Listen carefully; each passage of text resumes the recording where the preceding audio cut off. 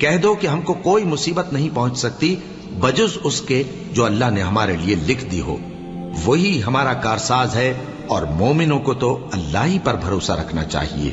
اللہ نے مومنوں سے ان کی جانیں اور ان کے مال خرید لیے ہیں، اور اس کے عوض ان کے لیے بہشت تیار کی ہے۔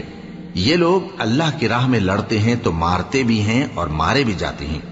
یہ تورات اور انجیل اور قرآن میں سچا وعدہ ہے جس کا پورا کرنا اسے ضرور ہے، اور اللہ سے زیادہ وعدہ پورا کرنے والا کون ہے؟ تو جو سودا تم نے اس سے کیا ہے اس سے خوش رہو، اور یہی بڑی کامیابی ہے۔ توبہ کرنے والے، عبادت کرنے والے، حمد کرنے والے، روزہ رکھنے والے، رکوع کرنے والے، سجدہ کرنے والے، نیک کاموں کا امر کرنے والے اور بری باتوں سے منع کرنے والے، اللہ کی حدوں کی حفاظت کرنے والے، یہی مومن لوگ ہیں۔ اور اے پیغمبر، مومنوں کو بہشت کی خوشخبری سنا دو۔